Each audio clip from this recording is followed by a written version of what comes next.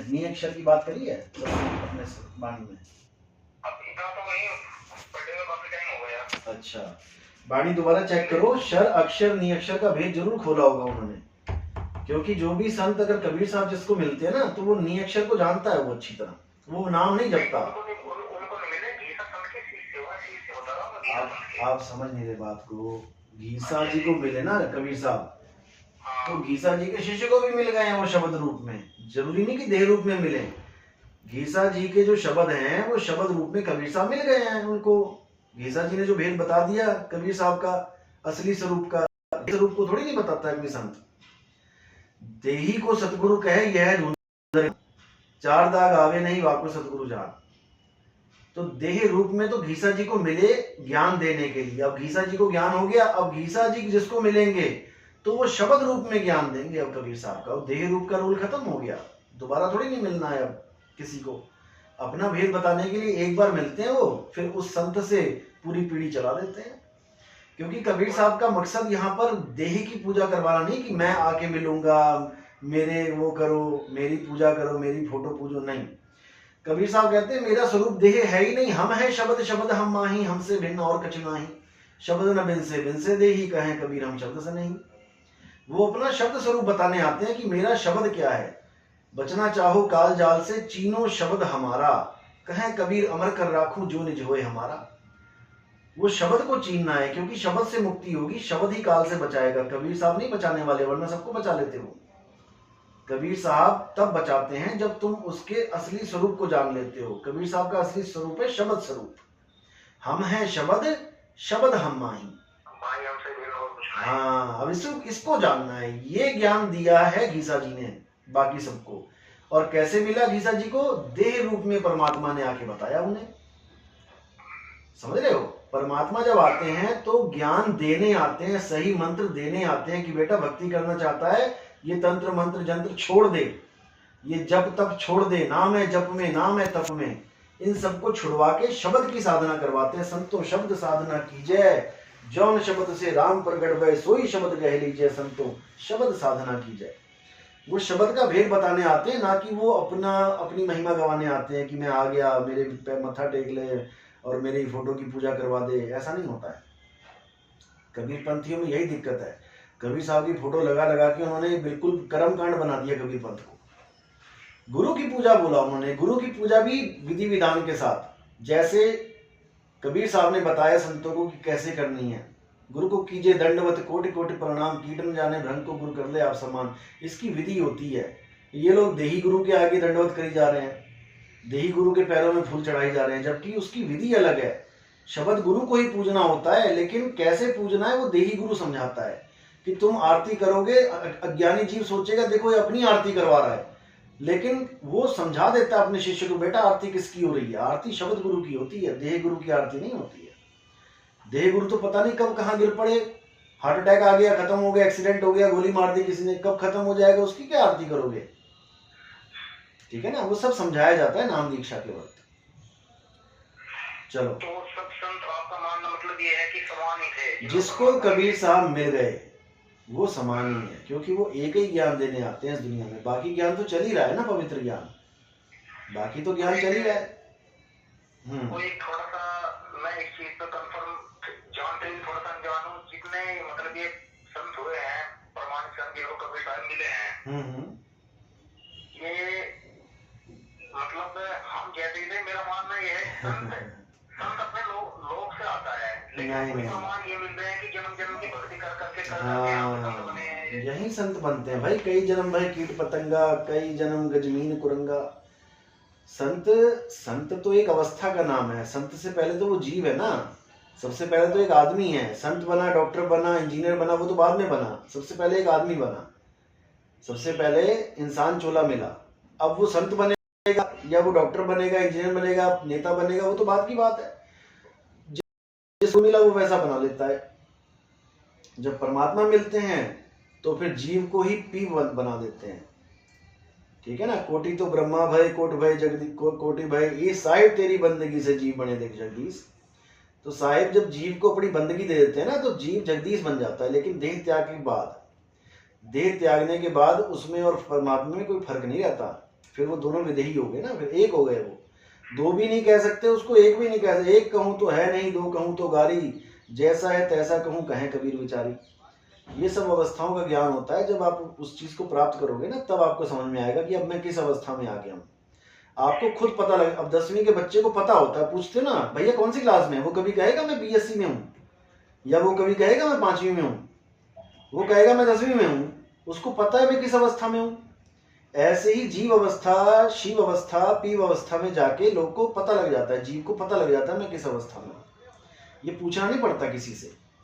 जैसे कई महात्मा भक्ति करते हैं, उनके मुंह से निकलता है एको हम शिवो हम अहम ब्रह्मस्मि, बोला ना। हाँ, तो यानी उन्होंने जान लिया कि अब मैं किस अवस्था में हूं। लेकिन हमें नहीं समझ में आ रहा है कि हम किस अवस्था में हैं। हमारे संतों को नहीं पता लग रहा। वो ब्रह्म अवस्था कोई पार ब्रह्म बताई जा रहे हैं, वो अक्षर को निअक्षर बताई जा रहे हैं, वो प्रकाश को परमात्मा बताई जा रहे हैं। उनको समझ में ही नहीं आ रही बात। क्यों नहीं आ रही? क्योंकि गुरु नहीं मिला, वही नहीं बता पा रहा है कि तुम कौन सी अवस्था को प्राप्त करोगे जाके। तो जब सतगुरु मिलता है, वो सारी क्लासें खोल देता है कि बेटा ये कोर्स अगर पढ़ोगे तो 5वीं तक हो, ये वाली किताब हाथ में आ गई तो 10वीं में हो, अगर बीएससी की ये किताब आती तो बीएससी में, और ये पीएचडी की किताब है। वो सबका ज्ञान करवा देता है बोध के साथ। पता लग जाता है उसको कि किस लेवल पे मैं पहुंच गया हूँ। ये केवल कबीर साहब ही बताते हैं और कोई नहीं। बाकी सब संत हैं ठीक है, लेकिन बिना कबीर साहब के सब अधूरे हैं।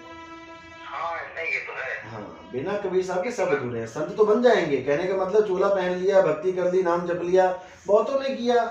हम तो नाम भी नहीं जानते अपने। ये मनुष्य चोला अपना जंगलों में गला दिया, मिट्टी से मिट्टी हो गए। हमें पता कौन पहाड़ों पे चला गया परमात्मा की खोज करने के लिए। हाँ, हम तो केवल उन्हीं का नाम लेके घूम रहे हैं ना। अभी ऋषिकेश के जंगलों में चले जाओ आप, ऊपर कंठ, वहां नीलकंठ में, आपको वहां पे पहाड़ों पे इतनी गुफाएं हैं, गुफाओं में साधु बैठे हुए हैं और मंत्र जप रहे हैं। कोई सोंग सोंग जप रहा है, कोई ओम ओम जप रहा है, कोई ओम सोम जप रहा है, सब जप रहे हैं। हम तो उनका नाम भी नहीं जानते, और क्या पता परमात्मा आके उनको वही सात शब्द का लखाव करा दे, वही मुक्ति करवा दे। हम तो जान भी ना पाए कि किसको मुक्ति मिल गई। हम तो केवल वो जान रहे हैं जो हमें जनवाए गए हैं। मीरा भाई, रविदास जी महाराज, दादू जी महाराज, भीखा जी, नित्यानंद जी, हम तो इनको जान रहे हैं केवल। लेकिन परमात्मा केवल ये थोड़ी नहीं कि इन्हीं में बंधा हुआ है कि इन्हीं को मिले परमात्मा। पता नहीं किस किस को मिले। होता मारू स्वर्ग में जा बैठू पैता पाताल, मैं तो फिर ढूंढता अपने हीरे माणिक लाल। पता नहीं किस किस को मिले हैं, नाम भी नहीं पता हमें तो, है ना जी। तो हाँ। और ये भी सत्य है कि सतलोक में जाने के बाद कोई भी इंसान वापस नहीं आता। सतलोक होता क्या है पहले समझ लो। जिस लोक में तुम्हारा वास हो जाए और तुम कभी वापस ना हो, वही सतलोक है। वो तुम्हारा स्वरूप है, तुम्हारा स्वरूप ही सतलोक है। और तुम्हारा शरीर रूप ही मान के चलो कि 84 लोक है, काल का लोक है, 3 लोक है। 3 लोक है देह में रोम रोम में धाम, सतगुरु बिन ना पाइए सार शब्द निज नाम। ये 3 लोक तुम्हारे शरीर के अंदर ही हैं। जो पिंडे सो ब्रह्मंडे जिन खोजा तिन पाया। जो पिंड में है वही ब्रह्मांड में है, जो ब्रह्मांड में वही पिंड में है। लेकिन परमात्मा ना पिंड में है ना ब्रह्मांड में है। हाँ, नहीं प्राण में, नहीं पिंड में, ना ब्रह्मांड आकाश में। वो तो कह रहे मैं इसमें नहीं हूँ, मोको कहाँ ढूंढे रे बंदे, मैं तो तेरे पास में खोजी हुए। एक बात बताई, जैसे एग्जांपल ले लिया, इब्राहिम को भी परमात्मा मिले, बिल्कुल, और इन संतों को मिले, गरीबदास को, दादू को, बिल्कुल, इनको भी मिले, बिल्कुल। लेकिन इनमें उनमें डिफरेंस तो बहुत था। डिफरेंस तो जमीन आसमान का होगा ही। लेकिन मैं कह रहा हूँ ना कि जब परमात्मा मिल जाते तो वो बराबर करने ही आते हैं। उनके पास काम ही एक है। जीव से शिव तो सब हो ही रहे हैं, जीव से शिव तो सब। आप नाम जपना शुरू कर दो, आप शिव अवस्था में पहुंच जाओगे। आपकी फोटो की पूजा होने लग जाएगी, आपको भगवान मान लेंगे लोग। क्या गोरखनाथ को नहीं माना हुआ भगवान जी? क्या वो आपकी बात ठीक है, लेकिन मैं इब्राहिम की अवस्था तक जा सकता हूँ, संतों की अवस्था तक। इब्राहिम का जो है ना लेख, अभी मैंने उसको देखा नहीं है, उसको पढ़ के पता लग जाएगा इब्राहिम कहाँ की बात कर रहा है। इब्राहिम बोध में है ये। कहाँ पे पढ़ा था आपने? कबीर सागर में? नहीं, जो मेरा भी क्वेश्चन क्रिएट हुआ, पता नहीं है मैंने। अच्छा, नहीं क्वेश्चन क्रिएट है। नहीं, इब्राहिम को मिले थे, लेकिन वही बात है, इब्राहिम को भी मिले थे, लेकिन वो तब पता लगेगा जब बाणी, कह रहे ना बाणी से पहचानी है साधु चोर की हार। वो तो कह रहे हैं कि बाणी से पहचानो, क्या बाणी लिखी है। अब जैसे शेख फरीद की बाणी देखी है, शेख फरीद की बाणी है, और बराबर लेकिन इन संतों के बराबर कभी वो भी तुल्य नहीं हुए, जैसे वेदांत साहिब जी हुए, दादू जी हुए, गरीबदास जी हुए, नानक जी। वाणी से पहचान लो कि वो कहाँ की वाणी बोल रहे हैं, वाणी से ही पहचान सकते हो और कोई नहीं। एक्सपीरियंस ही शेयर करेंगे वो अपना, उसी से पता लग सकता है कि ये कहाँ की बात कर रहे हैं। चलो खैर कोई बात नहीं, लंबी होगी बात, मैंने निकलना है अभी। मैं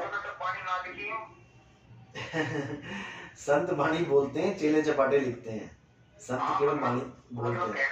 यही है कि हो सकता है कि सारी की सारी वाणी प्रिंट में ना आ पाए। हाँ बिल्कुल बिल्कुल, बहुत बहुत। अब कबीर साहब की हजारों लाखों वाणियां हैं, लेकिन गुरु ग्रंथ साहब में केवल 500 वाणी है, तो ये लोग केवल 500 ही मानते हैं कि ये पक्की वाणी 500 ही है, उसके अलावा जितनी वाणी है वो कच्ची वाणी है, वो ऐसे मानते हैं।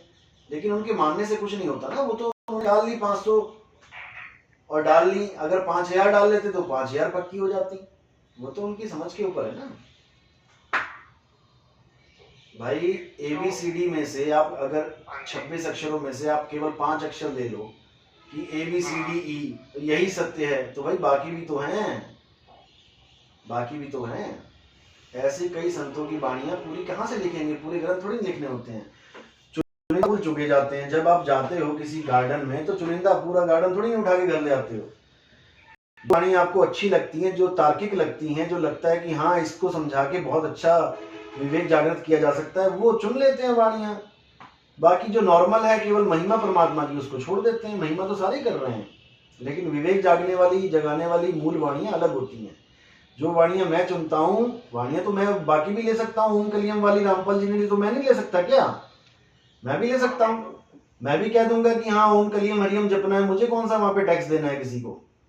लेकिन मैं कौन सी वाणी निकालता हूँ? 52 अक्षर लेख राम रंग हो रही हो, वो आखिर या में नाही राम रंग हो रही हो, कागज कलम कलेश राम रंग हो रही हो, वो रहे शेष का शेष राम रंग हो रही हो। ये वाणी उठाई मैंने। क्यों उठाई? क्योंकि ये मूल वाणी है। दोनों प्रकार की वाणियां चलती हैं संतों की, इसलिए बोला ना कि पवित्र ज्ञान तुम जग में भाको, मूल ज्ञान गुप्त कर राखो। तो मूल ज्ञान की वाणी भी अलग होती है, पवित्र ज्ञान की वाणी भी अलग होती है।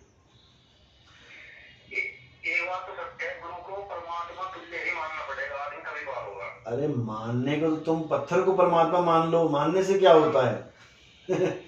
परमात्मा को परमात्मा मानो और गुरु को मार्गदर्शक मानो, बस इतना समझ लो। गुरु को परमात्मा मान के क्या किया, क्या मिला लोगों को बताओ?